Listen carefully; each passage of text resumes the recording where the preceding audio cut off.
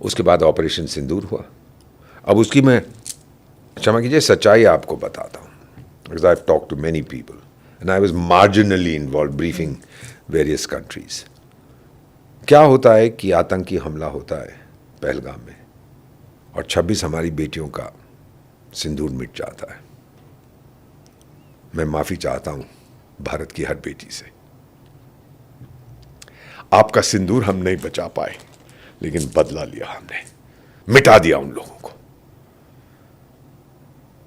और फिर ये नाम ऑपरेशन सिंदूर प्रधानमंत्री नरेंद्र भाई मोदी ने दिया था कि अब जो करना है करिए। और किसी कहे कि हमने एकदम से ऑन द स्पॉट डिसीजन लिया था, this is not true. We had been planning for this for a long time. हमने हमला किया उनके आतंकी ठिकानों पर और उनको बोला कि हमने किसी मिलिट्री या सिविल इंस्टॉलेशन को नहीं मारा, विच इज अ फैक्ट। तो आप लोग जरा शांत हो जाइए। वो बोले अरे अब देखो हम क्या करते हैं। थैंक यू वेरी मच, हम कुछ ही घंटों में जवाब देंगे। तो बेवकूफ़ो, बता भी रहे हो कि जवाब देने वाले हो, बुद्धि तो उनकी भी नहीं है। फिर उन्होंने अटैक करने की कोशिश की, हमने बर्बाद कर दिया उनके अटैक को। फिर हमने कहा ये बात है, अब मुझे देख।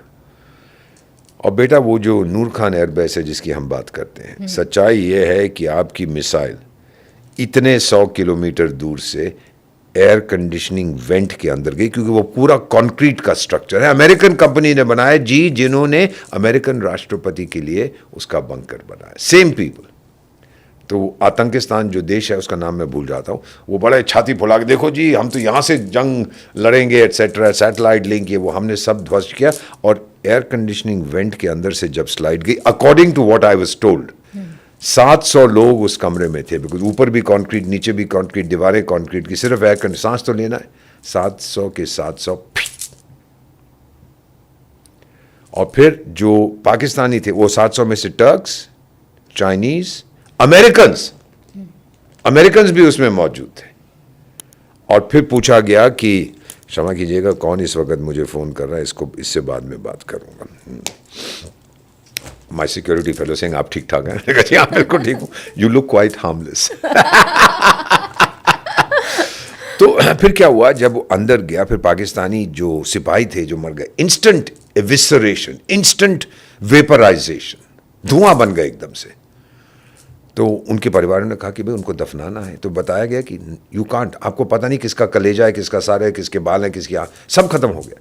तो वहीं पे दफना दिया उनको बुलडोजर चला के। और वहाँ फिर एक यूएस प्लेन भी आया था। यूएस प्लेन आया था देखने कि रेडियो एक्टिव लीक हुई है कि नहीं। 1 जनवरी को हम एक्सचेंज करते हैं हर साल आतंकिस्तान के, भाई ये मेरे न्यूक्लियर ठिकाना, सिविल, मिलिट्री तो कोई बताएगा नहीं, ये उसका सिविल है, तो यहाँ पर हमला तू मत करियो, मैं नहीं करूँगा, कुछ उससे रेडिएशन हो सकती है। But what they had done, बेईमानी, बेवफाई तो उनकी नस नस में है। तो उन्होंने हमको बताया नहीं था कि उन्होंने एक रिएक्टर यहां लगा रखा है Noor Khan airbase. Unless you tell me I won't know, and we exchange information. तो वो जो रिएक्टर था उसका कोर जो फुकुशिमा में हुआ था, जो चेरनोबिल में हुआ था बहुत साल पहले, यूक्रेन में जब मैं पोस्टेड उस एरिया में था, तो उस वक्त बेटा क्या हुआ था कि उसका मेल्ट डाउन हो जाता है और फिर रेडिएशन आने की संभावना होती है। तो यहाँ पर भी क्या नूर खान बेस पर इंडियन हमले के बाद रेडिएशन लीक हुआ क्या? यू नो, अब इसकी 2 ओपिनियंस हैं। अमेरिकन प्लेन जो आया था डिटेक्ट करने के लिए, और वहाँ पे ये भी सही है कि अमेरिका के कुछ न्यूक्लियर हथियार बॉम्ब्स पड़े हुए थे फ्रॉम सोवियत संघ का टाइम, और वो वहाँ संभाल के रखे हुए थे उन्होंने कि भाई ज़रूरत पड़ी कभी रूस को ठोकने की, तो यहाँ से, क्योंकि अगर हम अमेरिका से मिसाइल लॉन्च करेंगे तो टाइम लगता है, अटलांटिक जियोग्राफी के हिसाब से, एग्जैक्टली अटलांटिक सागर को, पूरा महासागर को पार करना है, यहाँ से एकदम से चला जाएगा। So this is normal. तो मेरा मानना है कि रेडिएशन लीक हुआ है, और जो इंटरनेशनल एटॉमिक एनर्जी एजेंसी का डायरेक्टर जनरल कभी कहता हुआ है, कभी कहता नहीं हुआ, ये हुआ, ये हुआ, he is also under a lot of pressure. My own feeling is, फिर टर्किश जहाज़ आके वो न्यूक्लियर एसेट्स वहाँ से उठा के ले गया, और हमने कहा कि भाई ये यहाँ पे क्यों लैंड कर रहा है? ओ जी वो प्लेन में कुछ खराबी थी तो यहाँ लैंड, खाली क्यों आया? हाँ जी वो बस वो पायलट जी ऐसे ही ऐश कर रहा था, you know, all kinds of nonsense they talked. But the fact is that there was substantial damage, और वो एयरबेस का कमांड एंड कंट्रोल सेंटर जहाँ पे बैठते रहे बड़ी छाती फुला के, अजी यहाँ तो कोई नहीं आ सकता, वो घमंड उनका चूर हो गया। अब तो उनके प्रधानमंत्री ने भी स्वीकार किया है कि हम लोग अटैक करने वाले थे सुबह 4 बजे, फजर पूजा के बाद भारतीयों ने तो पहले ही अटैक कर दिया।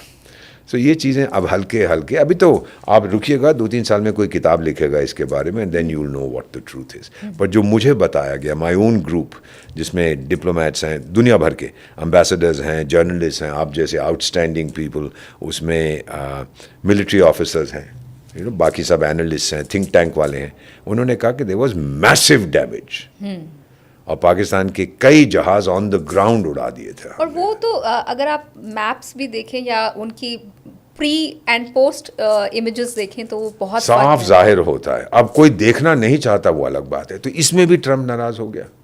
अब बात ये हुई कि जब हमने ठोका तो उन्होंने अंकल मैकडोनल्ड को फ़ोन किया, अंकल बचाओ भारतीय बहुत मार रहे हैं। तो उसने फिर अपने वाइस प्रेसिडेंट से बोला कि आप जेडी वैंस साहब क्या भारत के प्रधानमंत्री से बात करिए। तो शायद उन्होंने फ़ोन किया, तो हमने कहा, कहने लगा कि पाकिस्तान आपसे हमला करेगा, बदला लेगा। तो हमने कहा ठीक है, लेगा तो हम देख लेंगे, हम संभाल लेंगे। इतनी बात हुई है। फिर उधर से उसने मेरा ख्याल फ़ोन किया होगा पाकिस्तानी, या उन्होंने फ़ोन किया होगा कि साहब आपने तो हिंदुस्तानियों से बात की है, क्या कह रहे हैं। उसने कहा होगा कि तुमने जो करना है करो, हम जो करना है करेंगे। अरे सर प्लीज़ बचा लो हमें, बचा लो हमें। फिर क्या हुआ, हमने उनसे कहा, जब उनके विदेश मंत्री ने हमारे विदेश मंत्री से बात की, कि वो लोग क्यों नहीं हमसे कहते युद्ध विराम के लिए, आप कौन होते हो बीच में, वी डोंट एक्सेप्ट मध्यस्थता। और ये स्टैंड तो बहुत पुराना स्टैंड है इंडिया इनको का। पता है। तो फिर क्या हुआ कि उनका फिर फ़ोन आया उनकी तरफ से, भाई बहुत पीटा आपने हमको, अब रुक जाइए। हमने कहा ठीक है, आप कह रहे हैं, हम रुक रहे हैं, हम पॉज कर रहे हैं, उसको ख़त्म नहीं कर रहे ऑपरेशन सिंदूर को। अगर जैसे पीएम साहब ने कहा था एक भी और हमला हुआ तो ऐसा मारेंगे कि आपकी नानी की नानी की दादी की दादी की, उसकी भी दादी, उसकी भी परदादी याद आ जाएगी आपको। फिर क्या होता है बेटा, जब ये बात हुई हमने युद्ध विराम कर, इन्होंने फिर फ़ोन किया इस तरफ से, आतंकिस्तान ने, कि थैंक यू, उन्होंने अब युद्ध विराम, ट्रम्प ने कहा युद्ध विराम हो गया, अजी मैंने करवाया है। और टाइगर तेरी, हमने तो कहा था इनसे बोलो, मुझसे भीख मांग के कहें कि भाई मुझे बहुत मार पड़ी है, अब रुक जाओ। आप बीच में कहाँ से कूद पड़े। बस एक बार उसने कहा, फिर दूसरी बार, तीसरी बार, चौथी बार, 50 बार, तो 5 लाख बार कहे, क्या फ़र्क। और हमने कभी नहीं कहा कि ट्रम्प झूठ बोल रहा है। ये कूटनीति नहीं है बेटा, किसी को इस तरह से बेइज्जत करना, ये हमारा सिस्टम नहीं है। हमने सिंपली कहा, हमने ये माना भी नहीं कि उन्होंने मध्यस्थता हमने कहा ना कि हम मध्यस्थता स्वीकार ही नहीं करते, कि उन्होंने कुछ कहा है नहीं कहा है, मुझे कोई फर्क नहीं। तो क्या आपको लगता है कि इससे ट्रम्प की ईगो इससे भी हर्ट हुई होगी? मुझे लगता है कि अगर हमने कोई बात नहीं की है तो ट्रम्प साहब की ईगो 100% इससे हर्ट हुई होगी। हमने कभी ये नहीं कहा कि ये झूठ बोल रहे हैं, पर हमने इस बात को माना नहीं। हमने यही कहा है कि, ये भी नहीं कहा कि हमने माना नहीं, हमने सिर्फ ये कहा है कि नॉर्मली हमने डायरेक्टली बात की थी, हम मध्यस्थता को स्वीकार नहीं करते। Game over. इससे ट्रम्प हर्ट हुए। क्या ये भी सही है, जैसा कि कुछ इंटरनेशनल मीडिया ने रिपोर्ट किया है कि ट्रम्प ने कुछ समय पहले प्रधानमंत्री को 4 बार कॉल्स की और वो ये क्या कहते हैं, हमने देखी है दुनिया की हकीकत, लेकिन दिल के खुश रखने को गालिब, ये ख्याल अच्छा है।